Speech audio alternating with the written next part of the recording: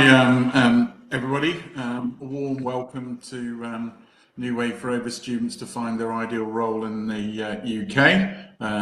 We've had good interest from employers as well as students to this event, so we're going to try and cover off both angles, because with the changes in business immigration, this market is going to be particularly attractive to employers in the future, we believe. So, yeah, my name's Ian Squire, so I'm co-founder of Impact, and I'd just like to introduce Jonathan Beach, who's the founder of Impact.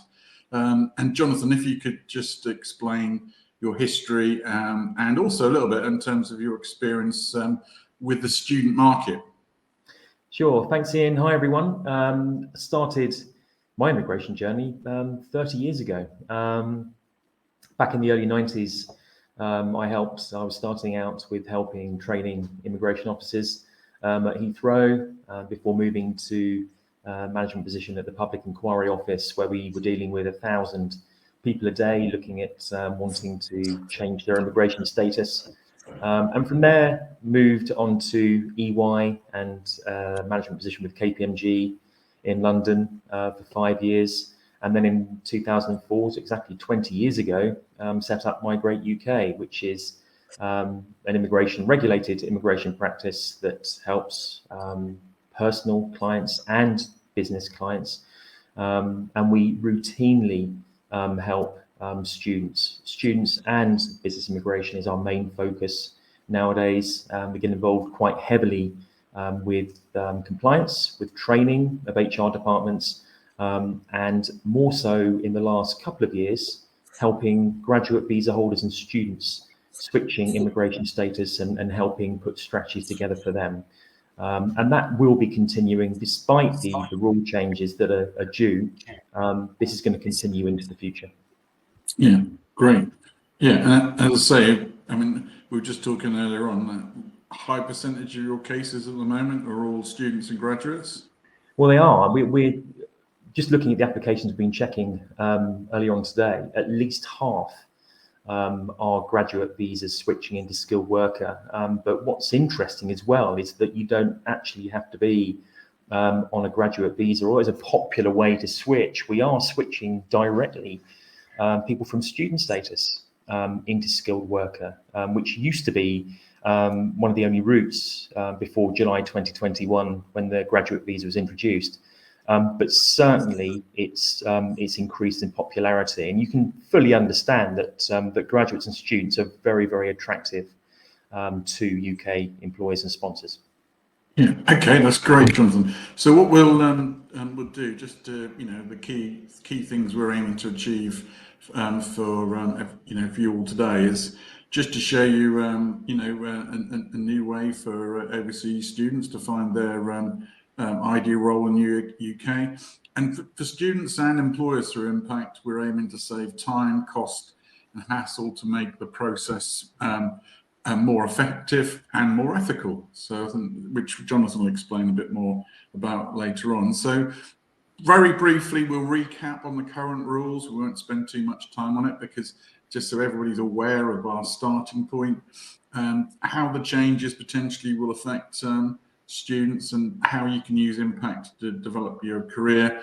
And really importantly, we are also releasing some immigration discovery tools. So as an employer, but particularly as a student, you're going to be able to get answers to your questions in real time. So that's coming very, very soon. So just first off, just hand it, Jonathan, just to sort of recap really on the current rules, and then we'll quickly move on to how the changes will impact. Jonathan. Yeah. So really very, very briefly, if we're looking at students and graduate visa holders, for students, we're concentrating here on those who are coming into the UK or remaining in the UK. For graduates, so undergraduate and above level roles, and also for professional training, where the vast majority will have the right to work for up to 20 hours per week during term time, and pretty much unlimited during vacation time, during holidays. There are a few limitations to that, and we've actually put them on here. The main really take home from here is that With the student status, it doesn't really allow for any self-employment or to hold your own business where you've got a financial or ownership concern. But it still is relatively flexible compared to a lot of other countries. And like I said, it's enough time for people to spend working in order to be really to get progression within a company and for them to see how you're doing and take you straight on. But it's really the advent of the graduate visa that has taken off. So really for students, we're looking at 450,000+ a year that come into the UK. And if we move on to the graduate visa scheme, which has got a really good positive take up since July 2021, you're looking at around about 80 to 90,000 per year who are entering into this scheme. Now, this is unsponsored, and it does allow for between 2 and 3 years of work in the UK. And unlike the student visa, it's less restrictive. There isn't a need for it to be sponsored, of course, like students, but there aren't any particular hours affixed to this. There are no particular salary requirements to meet either, apart from the national minimum wage. And there is a lot more flexibility. And in terms of limitations, you're really looking at sports persons, sports coaches, but there you can set up your own business and actually be self-employed to an extent here. But what it is, and the aim of this was to be set up as a kind of a feeder system into a more permanent immigration route.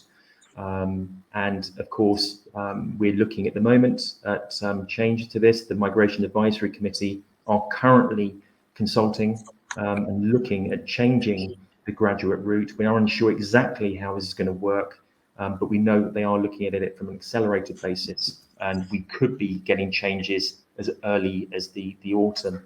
Now, in terms of the new rules, these are effective from the 4th of April this year. And it does affect those who are switching immigration status.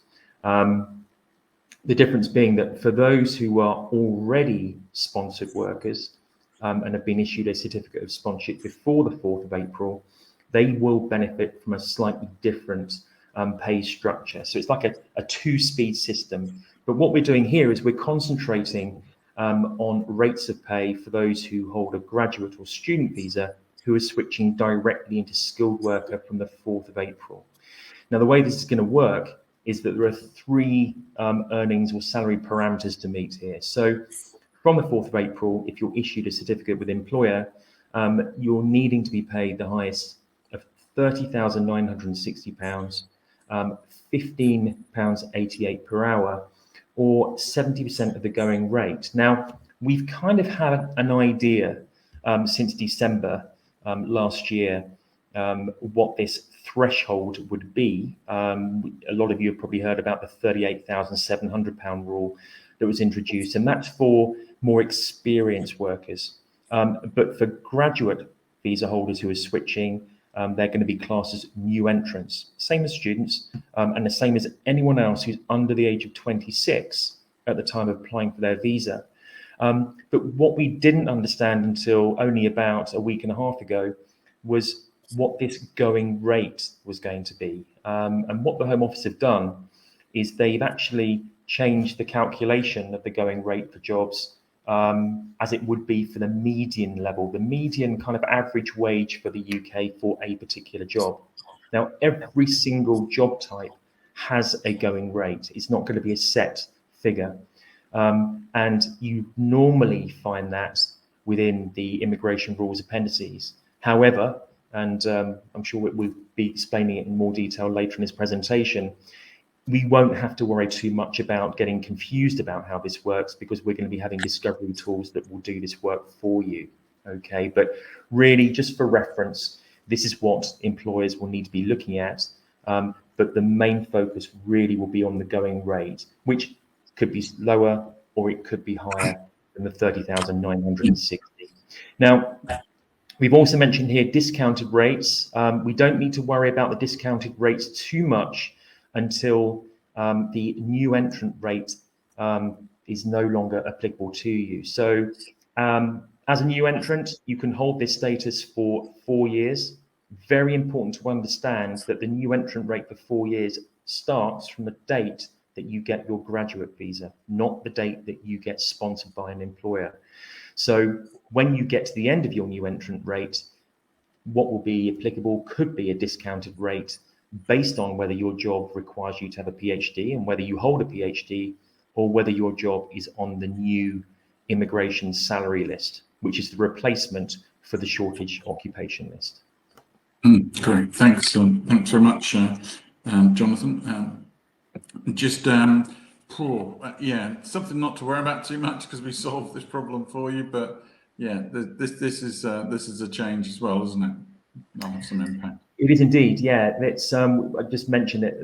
Job codes. Now, there are around about 1,300 plus job titles that are kind of included within these lists that employers can sponsor for, and they're all put within codes.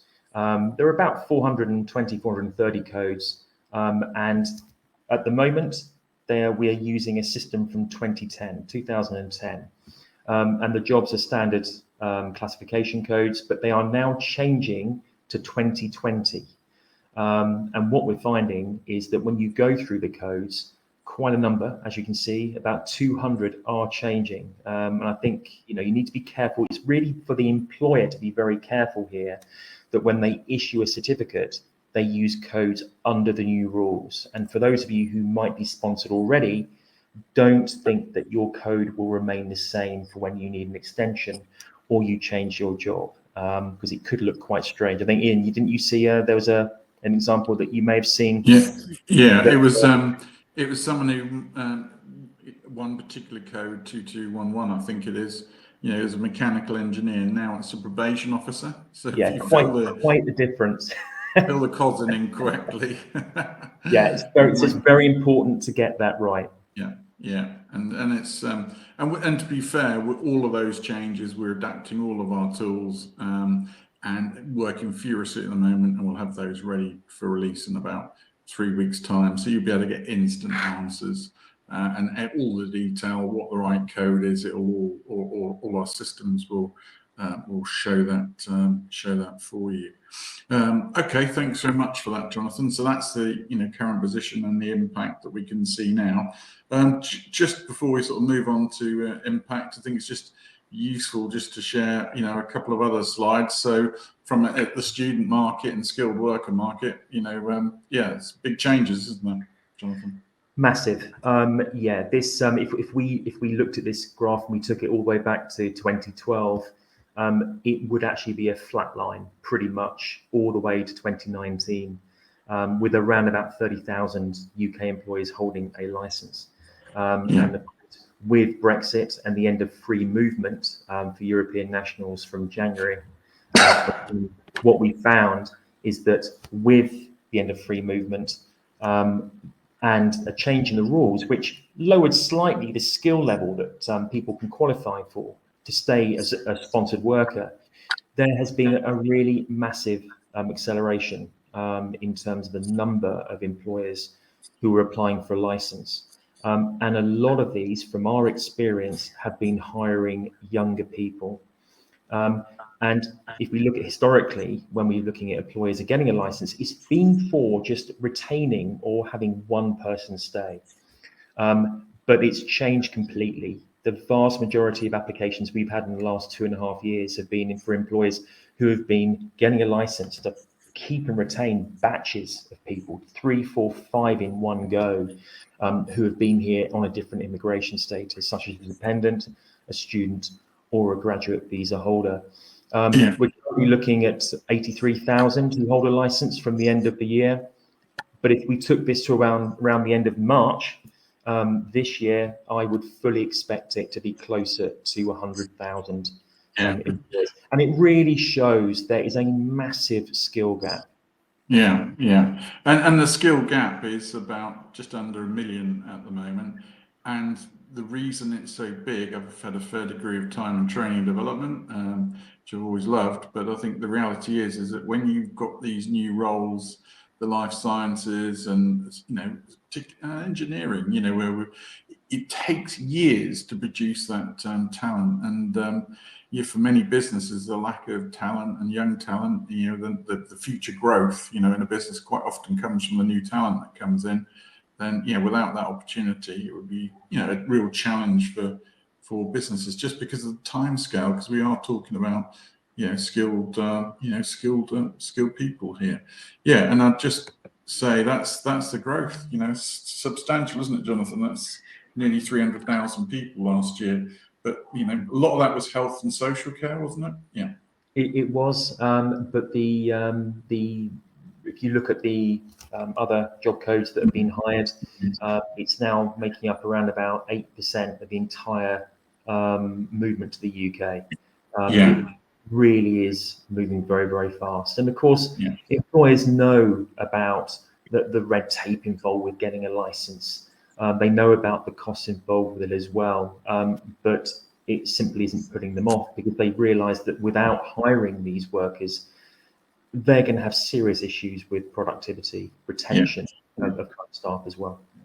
So I think the important thing is that there's big demand from employers, but big demand for for students. The challenge has always been is how those two groups link, because it's 84,000 companies with a license now. Well, there's 4.5 million roughly companies in the UK, and how, if I'm an international student, how do I find those 84,000 companies?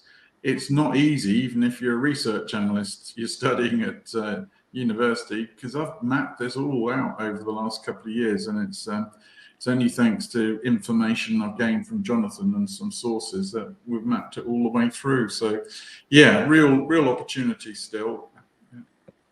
And I think just briefly, just to say, these aging populations, why are students in demand? The reality is anyone saw the Panorama program the other night? That's a fact, isn't it, Jonathan? That's what's happening in our companies we deal with. Yeah, what it is. And if you look at what's happening, they're expecting that there to be a third, an increase in those aged 65 and over. There's going to be, but in the next 40 years, that'll increase by 30% in that group alone. And everyone's going to need to be looked after, some sooner than others, of course. But also fertility rates in the UK and other developed countries, OECD countries. What you're looking at really is that at the moment, as it stands, with birth rates, the next generation is only going to be 3/4 of the size of the current generation. So you put that all together, and there isn't going to be enough people with adequate skills to actually service the population for economies to grow. No, and that's already biting hard in Japan, isn't it? So we know that they're concerned whether their society can function effectively, and their time scale is 2035. They've had this problem of low birth rate for a long while, and they're looking for solutions. Okay, great. And I think this is just final thing, and we'll move on to how we help you. It's huge, isn't it? This migration of people around the world. Yeah, it's a stunning figure, isn't it? Massive. I mean, we're talking about economic migrants here as well. So these people are moving, join family, study, and to seek work. And these are migrants who are moving for longer term purposes. We're not talking about visitors either. These people have already got plans in place to move. It's 181 out of 260 million. But of course, we're not counting people who have been moving for humanitarian purposes.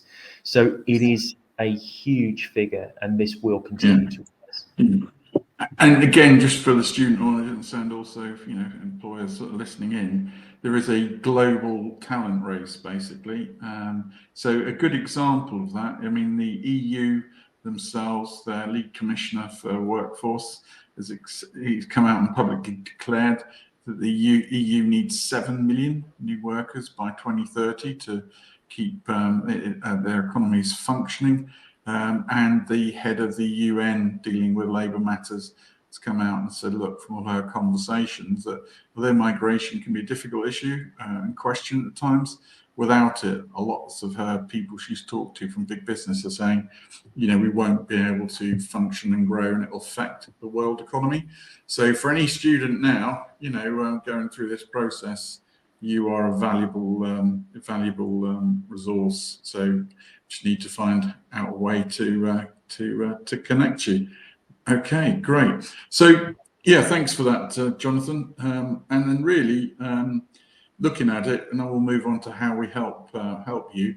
We know the traditional solution for you: find a new role. But we know, and you know, you've spoken to hundreds of people over the years, haven't you, Jonathan? And you know, when they start out, it's complex, confusing, difficult, can be expensive. There's a lot of very good people in the UK who are providing services to students to help coach and help them find roles. Some very valuable work done there. But many people are also paying people overseas, you know, to help them, you know, and it's costing a lot of money. Can be stressful. How do I find these companies? And I think some of the stress comes from rejection, you know, not being able to, you know, find the opportunities, even though you've got a very valuable skill set. There is an element of exploitation in this market. Well, Jonathan will talk about ethics shortly, but it does take a lot of time. You know, my business partner, for what it's worth, is lived and worked internationally, UK born, recently moved from South Africa to the Middle East. He just had the challenge of getting his wife, you know, UK residency, and it took a hell of a long while. And he's a data analyst at heart. He's really read help with technology, and because of these issues, this is the start. Apart from Jonathan's vision of how we decided to build this new platform to help people. So yeah, that's what we're trying to do. And this is the issue. It's a disconnected market. So we know from talking to the industry that what, you know, why do students and why does overseas talent get a high degree of rejection? Well, it's because the systems will kick your CVs out if you don't have a right to work, you know, unless you've got the right information in your CVs. And we know that only 6% of CVs from overseas talent and students in many cases gets looked at, and 2% interviewed. One of the worst things is not getting any feedback at all, I think. So that's one of the things that were challenges that we want to make it a lot easier for, you know, for students and employers to connect, and that's what we'll move on to now. Yeah. So yeah, until now. So basically what we've created to help, you know, students and talent, overseas talent, employers in the legal profession is created a global marketplace for talent powered by immigration and legal technology. So at the heart of this, you've got these cogs working, which are all legal technology tools. And basically what we're able to do is to match the individuals who are pre-qualified, and they're pre-qualified by taking our tools, with jobs and roles that are pre-qualified by employers using our tools. And at the heart of this, you've got the legal profession that can enable things to happen. So that's the heart of it. And you can see here, for example, two sides of this. Left-hand side, as I'm looking at it, it's got companies at the top left. I don't know if that's reversed for you, but this is just really where companies build their profile and check that their role they're looking for qualifies. There's a range of tools available, and it just takes you through the key questions that need to be answered so that you know you've got a qualifying role that can work through the business immigration process. And the other side, from a student, graduate, or someone overseas, global talent that you're known as within the impact world, it takes you again through a very simple online process, and it can give you answers to say you're pre-qualified. But not only that, it will check out every single immigration route. So if there's an easy way for you to get in, so for example, you might have been to a university and got your first degree, you know, so you went to Harvard in 2019. That was when Harvard was in the top 50 universities in the world. You'd be known as a high potential individual, and you can get straight access to the UK. So, and there could even be something like ancestry rights. So effectively what we've done is taken Jonathan's brain, mapped it all out, and turned it into legal tech. So Yeah, we don't need you now, Jonathan. Thanks. But no, and seriously, it's been a really tough process, but we've managed to make, for the first people, to make that work. So really, at the bottom, you've got pre-qualified talent and pre-qualified roles, and it's this matching process which is at the heart of Impact. And so, yeah, okay, I talk about legal tools, what are the options for students. There's very similar tools for employers. Your options identifier. So this basically identifies all your potential immigration routes based on your nationality, age, education, location, and skill set. So that can throw out your options. You've got another tool that will say, okay, those are your options, but there's a skilled worker eligibility test. This identifies if the vacancy you are seeking, so if you've got a specific role in mind, we've got all of the roles that are relevant built into our tool, and then basically you'll be able to search for your role to see if it's on that skilled worker list, and then it will give you even more information about job description, minimum salary, and some other questions. So it's very advanced. And then a sponsored work cost calculator. Always useful to know that for someone who's going to sponsor you, well, what are the costs? Well, you can work that out. And Jonathan will come on to that a little bit more in terms of strategy, which will be useful to students, graduates, and employers in terms of how some of that can get addressed. So, yeah, ethics. This is an important area to you, Jonathan, isn't it? From all your years in this marketplace. Don't know if you Yeah, could it just is. share your thoughts on this. Yeah, absolutely. I mean, it comes down to this disconnection and people not really having direct access to the UK market. And we are seeing a lot of exploitation. It's probably common knowledge, but we have seen it quite a lot with phone calls from talent who are trapped in modern slavery. And it's very, very difficult. It really is the myths that people are kind of like really looking into, and they've been spread. So of course, with a lot of people who are approaching us, they think that, or their employers are telling them they have to be in the same job. They can't switch. They have to leave the UK. If they say so, their kind of BRP cards and passports are being retained. And of course, it causes huge worry. There are some employers out there who do have a license who operate like this. And what we're trying to do with anyone on our platform, any employer, we want to make sure that they have got the same, I suppose, kind of like ethics as us. We want to make sure that no talent coming onto the platform is going to be exploited. And we do look at every employer, and we also look at recruiters as well, who are very, very welcome on the platform. But we need to make sure that they are looking at very specific roles, and rather than being kind of more broad ranged. So any vacancy that goes on there has to be genuine.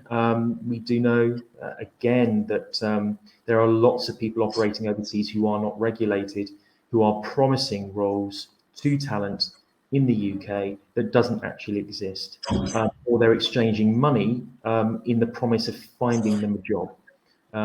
We have had examples of this. We've had numerous people who have been charged £3,500 by an agent to find them a job, and they're losing that money. There's no real recourse to any advice. They don't know where they are, what they're doing. But the most serious we've seen is from a doctor, isn't it, Ian? I think we had a doctor who was, it was around about £21,000. They were charged to find them a job in the UK. And this We're is just crying out for doctors, aren't we? Yeah. And we are, but it's just not acceptable. So what we're wanting to do is put talent directly in front of genuine employers with a genuine vacancy. Everything is transparent, including the costs. The tools are constantly updated with the latest information. We've got all of the news out there that will be applicable to you, so you can make a good judgment over which immigration category you want to move into or stay in. And in terms of the legal firms, we are opening this up to regulated law firms in the country of origin. So for the UK, anyone who wants to come on and provide legal advice will need to be regulated, and they will be vetted as well. So the idea is that once you have found your vacancy, you are given the correct advice, and it's all going to be from within that particular country. Right. Good, lovely. We're nearly moving towards the end, which is great. Thanks everyone for hanging on in with us. So yeah, impact functions for students and graduates. What can you do on the platform? Well, you can review job listings. They will be pre-qualified employers, so that should make the whole process so much easier. This is really important. We've built in here an immigration CV, so it's basically got the information available for an employer. That means you don't end up as part of the 94%. So basically you've got all the information that a lawyer and a platform, and an employer would want in one place. You've got access to our online tools. So if you want to see if there's another in the future, the whole idea as a platform is here for you to manage a whole immigration process. If you want to change roles after 2 years, you're looking for a new opportunity, this is the place to go, because this is where the new opportunities that are from employers who've got the right license. This is where they'll be. You've got a job search function, which is by sort of location and job role, ability to shortlist opportunities, immigration news updates, because it does change, and that's really important. So our goal is, as we develop, is to send you personalized information, and then you can do the whole process of an interview setup, and the video link is all done. And this is an important thing. You can store all your immigration documentation in one place. Why do I say that's important? Is because when you go through as a student, graduate, and then skilled worker, there'll be a number of times you have to submit information. And, my memory's pretty good, but it's not perfect. If I think I can remember what I filled in on a form, 2 years ago, I think I'll be pretty good, but there's always a chance of an innocent mistake, and that innocent mistake could lead you to get rejected by the Home Office. So what we want to do is to help you minimize those risks. So yeah, benefits, we really want to maximize the opportunities for you, by basically putting you in front of the right people. Safety and assurance, so the whole ethics which Jonathan just explained about making it safe and clear. Stress-free compliance, so you understand the rules, because again, you have to manage all your international movements and be able to account for them. The old days of picking a passport up and it was all there, they've long gone, I'm afraid.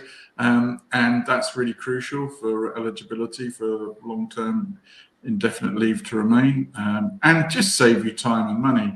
People are spending a lot of money.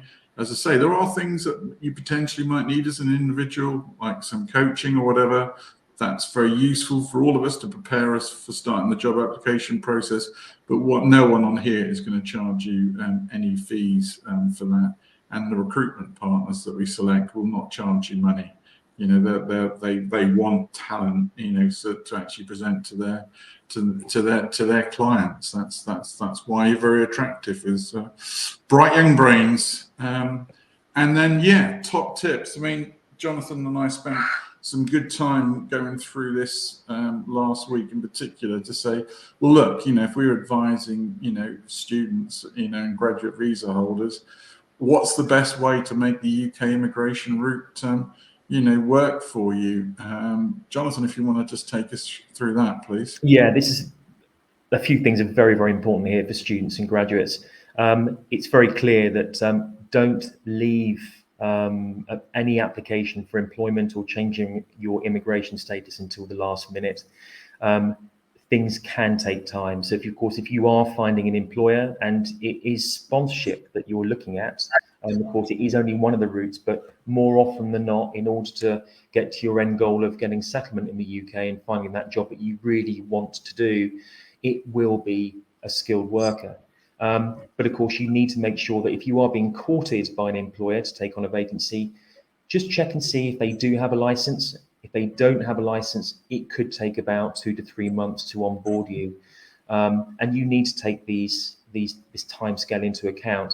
The other thing, like I mentioned earlier on as well, is that if you are here on a 2-year graduate visa, just remember that the clock is ticking. If you want to be why you are also very, very attractive is that you can be paid less than an experienced member of staff, but know your worth, especially once you have exhausted your initial new entrant rate, which can give you, give an employer a 30% discount on the experience rate, because the actual new entrant rate will last for the 4 years from the date that you start as a graduate visa holder. So although you can be paid this amount, if you apply at the end of your 2 years as a graduate visa, you will only have about 2 years left under the new entrant rate. So when you choose an employer, make sure that you ask the questions, have dialogue with them, because they will need to be aware, as well as you, that your pay will have to increase at the end of this initial period as a new entrant. And when you have that dialogue with the sponsor, just make sure that they are happy to meet that expectation within the immigration rules that the salary rate will be higher. Of course, you can look at that in advance by using our tools. They will tell you what the rate will be in 4 years' time as the rules stand. But it may make your decision clearer if you know that you are going to be supported by your sponsor into the future. Again, skilled worker is only one of the routes. The tools will go through and you will be given an informed choice over which routes are available, and you can measure the benefits.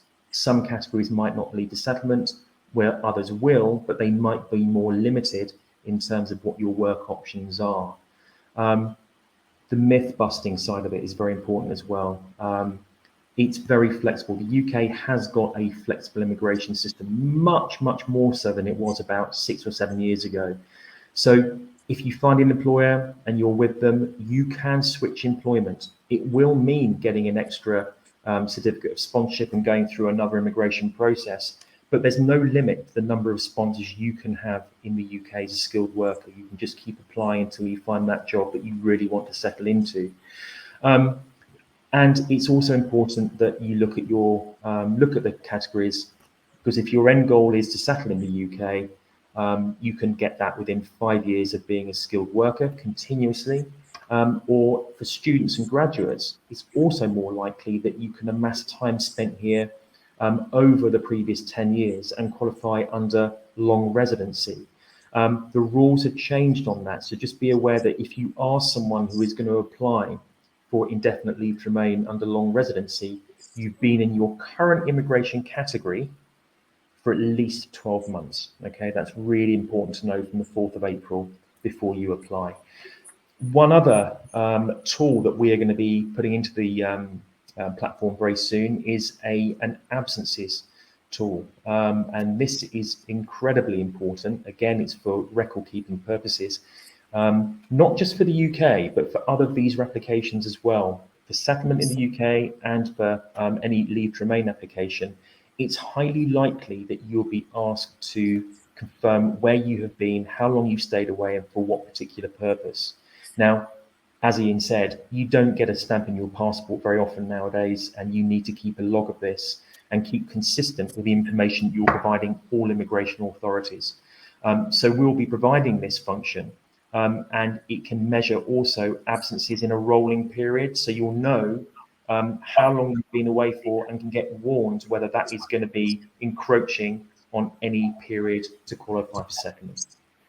Great. So just one thing that just occurred to me out of that. So as a student, if I do my 3 years as an undergraduate, and then I spend 2 years in doing a master's, that's 5 years. Does that 5 years count within the 10-year? It will do. Absolutely. Okay. Again, it really is, but you need to measure how much time you've been spending outside the UK during that period. Yeah. Because over the 10 years, you shouldn't have spent more than 18 months outside, and no more than 180 days in any 12-month rolling period. And that's the bit that's difficult to calculate. And they're the tools that we're looking to introduce to the Impact platform. Yeah.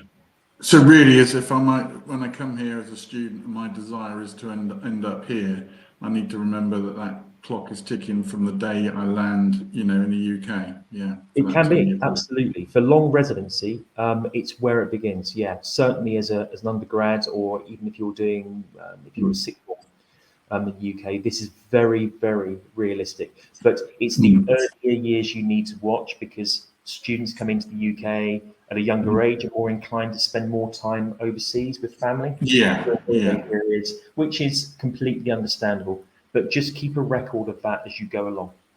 yeah. Okay, that's great. Thanks very much, Jonathan. And if anyone's got any questions, then please feel free to put them in the in the chat. And then, yeah, just in terms of pricing, our pricing model is very simple and low cost, because this can manage a whole immigration journey. And that's the whole idea, is that the platform is the place and the font of all knowledge, really, and all information for you. So basically, you know, we're just offering the platform at £15 per month. We are introducing a new enhanced service in about 3 months' time. But all the functions I showed you, they'll be there within a very low fee of £15. And what we are doing is, for the first 2,000 students that come onto the platform, you know, if you register your interest, which I'll show you how to do in a moment, you can register for free. After that, we're going to make it attractive for UK students. So there's a 50% discount on the base fee and other offers, but this initial free offer is only available to the first 2,000 people. So if this is of interest to you, make sure you register. Yeah, that's now starting to fill up nicely with people registering interest. And yeah, so next steps, I mean, really, when the platform goes live in April, all you've got to do is create your profile, use the immigration discovery tools and review job listings, and then just basically choose, you know, the subscription option. And then that enables you to bring all the functionality in, like building your specialist immigration CV. And in the platform, there's some useful training tips to help prepare you, and videos prepare you for the first interview. So we're not a coaching platform. We don't aim to do that. But where we can offer tips and advice, then that's going to be in the platform. And that side of tips and advice is only going to grow as we develop the platform. In step 4, it will help you identify potential roles, employers, and salaries, what's involved, and then you can start the job application process. So quite a simple, straightforward process to do. What I'm just going to bring up now, which is hopefully helpful, is there's a QR code you can scan that will you know, to register now. Or just visit the site, which is https impact.ai. So yeah, that's all available for you now. So yeah, if there are any questions, if anybody likes to type in, just vary on this. But hopefully we've tried to be as clear as possible. Yeah, and the only question I've seen that's come in, Jonathan, is the new entrant rate. Someone's just asked to explain that. What is a new entrant as regards the immigration salary and the 30% discount to going rate? Well, the actual 30,960 that we put down for new entrants is a 30% reduction on the standard threshold, which is 38,700. The hourly rate stays the same, but the going rates, like I said, there are many codes, and we need to look at the 30% off of those particular going rates. But new entrants, just to repeat again, they are those who are on student status, those who are on graduate visa status, those who are under the age of 26 when they make their immigration application. So it could be a visa from overseas or a residence permit from within the UK. All those who are actually taking on a job that requires or you are going to be following a professional qualification within that job. So, for example, a chartered accountancy job. There are quite a few variations of that, and the actual platform will clarify that for you. Great. And just one other question comes in about can you take graduates from overseas graduates as graduates onto your own programs, which is a good question. Yeah, you Get the can, talent absolutely. early, you know.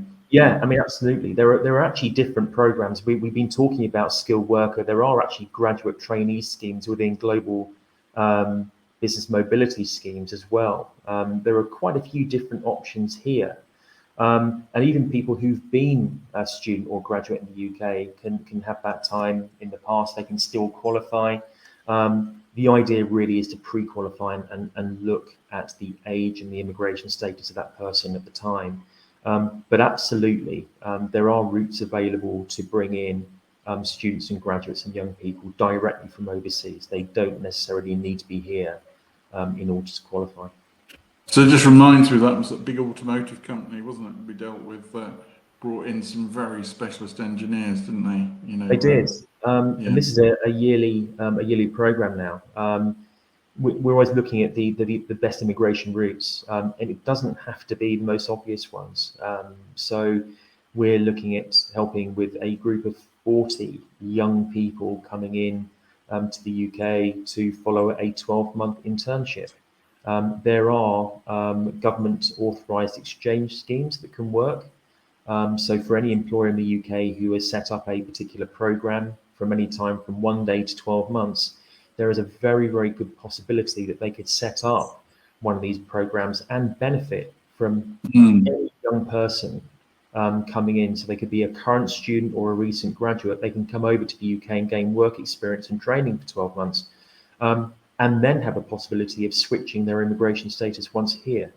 yeah, Very, very popular route now, especially for graduate level roles, but also for slightly lower. So you're looking at kind of A-level standard roles. But we mustn't get confused that the person has to yeah. have that qualification. It's the quality, it's the actual level of the job or vacancy. But internships have increased hugely in the last 24 months.